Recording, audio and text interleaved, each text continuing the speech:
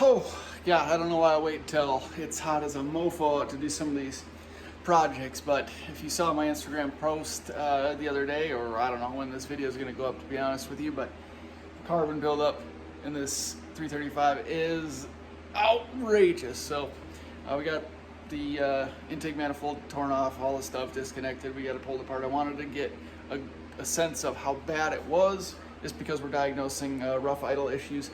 So, you know, crappy valves, and some of that ticking noise too could be the valve sticking. So I wanted to address it as soon as possible. I was going to have this walnut blasted at a shop in town, but decided against that. Not because I don't want to, but it's $300. And not that that's expensive. I had planned to do it, but just knowing $300, it can go toward a bunch of other things I don't want to do with this car. Also, because there's a chance that the valves are kind of sticking due to this crazy carbon buildup, and I'll show you, I don't want to ruin the engine or mess any of the valves up, or have it hit a piston or whatever, if I can help it. So we can do this job for 30 bucks in the garage in a couple of hours. Why not? Like I said, I got the intake manifold off. Already replaced these gaskets, which is a good idea to do if you've had this off a few times. High mileage 335. I'm not sure they've ever been replaced, and I could tell when I pulled this off, just some of that moisture and gunk and crap had been passing the gaskets and running down the side of the engine. So this had to be done. Also clean these out, little brake cleaner, scouring pad, some long kind of cotton swabs to get in there and clean it out. Everything is smooth and cleaned up now. While we're at it, also going to clean the throttle body. It looks nasty. Just gonna do a light cleaning because I don't really like to mess with the flaps and whatnot, just because. So ready to go. Got the new gasket for the throttle body as well, so we're taking care to do everything right away. A bunch of these long cotton swabs off Amazon for just a few dollars. I'll put a link in the description, but they're pretty handy, especially when we're going to be cleaning out these valves, just to get some of that residue out of there and some of the hard to reach places. This stuff does a great job. There's other videos on YouTube. Watching it in action is pretty impressive. So we're going to do that, but we got some throttle body cleaner too. We're just going to spray it on here. You can see this is it's kind of sticky, gunky, gross. But when we spray it with this stuff, it'll come off pretty good. Just a light spray and a couple swipes with one of those cotton swabs, and it pulls the stuff right off. So a big difference already. If you just spray it in there, let it sit for a second, as it evaporates, and then spray it again kind of with high velocity, using the little straw, it pretty much just kind of strips it away by itself. And then a final, light wiping with those cotton swabs, and you can see it takes it off. So we'll finish up here. Ooh, nice. Time to change out the gasket. So while I've been waiting supplies and whatnot, I just took the opportunity to clean up in here. Like I said, this stuff had all been running down because those gaskets weren't sealed, and we're obviously getting a lot of blow by going back through the intake, and it's just creating kind of oil mist that, over 100 and some thousand miles has seeped down and literally soaked the engine. And it's hard to diagnose other leaks and whatnot if you have stuff just kind of spewing out everywhere, but otherwise this is pretty clean. I thought the oil filter housing was leaking too, but actually there's really no evidence of that happening. But we're gonna, next oil change, I'm gonna swap that out. And then this engine bay is actually pretty clean now. Look at, God, it's miserable. I mean, there's literally chunks of stuff in there. I wish it would focus in on the valves actually down there, but you get the idea. This is awful. I'm also going to be pulling out all of the spark plugs because we don't want any compression when we try to turn the engine over, so we can get the valves completely closed. We don't want to be leaking stuff down inside past the valves. So eliminate spark plugs. I'm going to be changing out the spark plugs anyway, so I'm going to pull all those.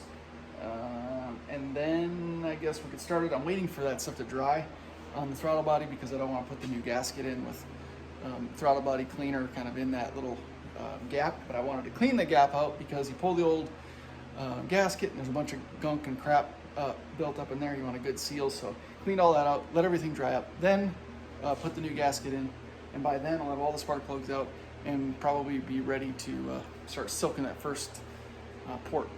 These are all junk. They need to be replaced. A friend of my dad's used to say that, or probably still does say it, but he used to say in order to tell if a spark plug is bad or not, you pull the spark plug out of the vehicle, toss it in a lake. If it floats, it's still good. If you don't understand, the point of that is that spark plugs don't float. So if you toss it in a lake, it's not gonna float. So in other words, if you pull a spark plug out, it's no good. Replace it anyway. Here, and just looking in, we have valves at various stages of open and close. And in order to get them closed, we gotta rotate the engine basically. So we have these alligator clips or test leads, and what we can do is connect to the starter, which you have easy access to, and just essentially bump it, and it'll kind of slowly rotate the engine, opening and closing these valves until we see one is closed. Then we will begin working on it. But just to be clear, I want to rotate it a couple of times just so I can get an idea of what fully closed truly looks like. I wanted to try to get you a better view. That one appears to be open. You can see that it's clear on top of the stem, or clean, so it's pushed down, which opens it. It's pretty wide open. You can't, yeah, there you go. You can kind of see the gap. I will look at the center cylinder here. These are more closer to closed, but again, I just want to, I wish it would focus in it. God, they look terrible. I wish I could get into number 6, but number 6 is, oh, you can kind of see there, that. Focus. It's awful, just trust me. Whew. All right, we went ahead and started with one, happens to be cylinder 3, and you can see it working in there. Just let it sit for a few minutes, and we'll kind of try to help it out with some of those cotton swabs and non-marring picking tool. Woo. Just to let you take a look at how this goes. Spray a little bit in along the walls.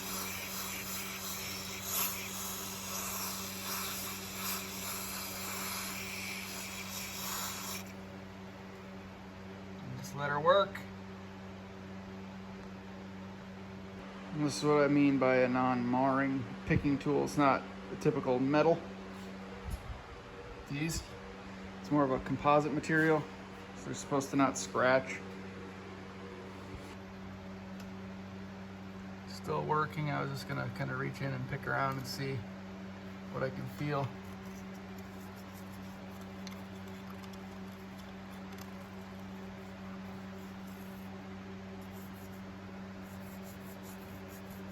Oh yeah, just look at that.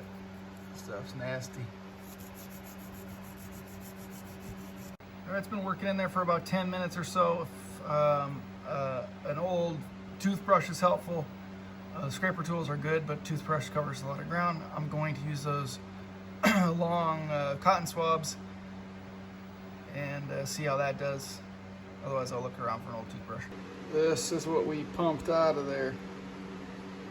Ew. Better.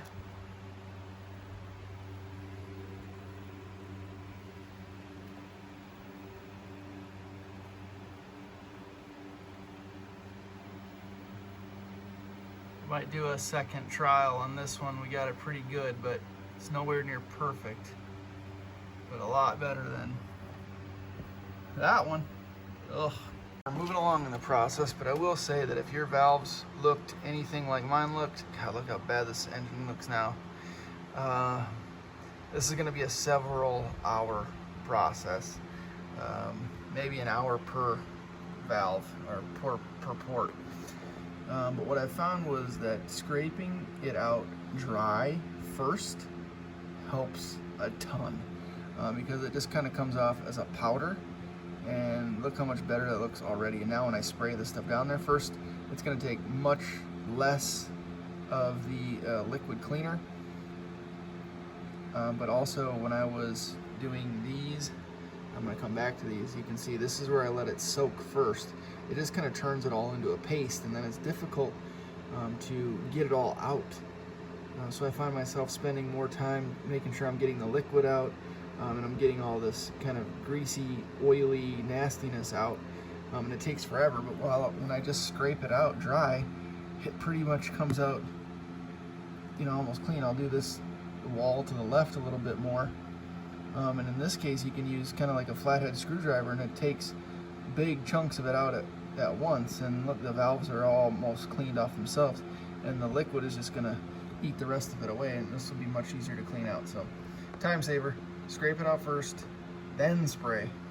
And I forgot to mention, what you do is scrape it out dry, and then shoot some compressed air down in there. If you have an air compressor, just shoot some air down in there, and it gets all the gunk out. Have a paper towel over it and underneath it to catch all of it, and you'll end up with something like that. Morning time, I got about 3 hours of sleep. Now it's time to see if this thing actually fires up.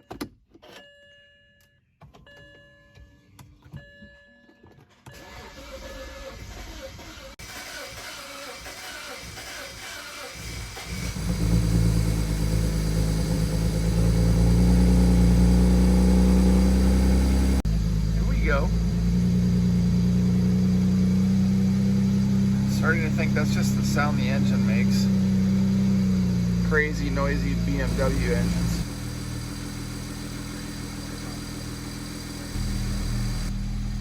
No check engine light popped up, so at least right away anyway. That's cool.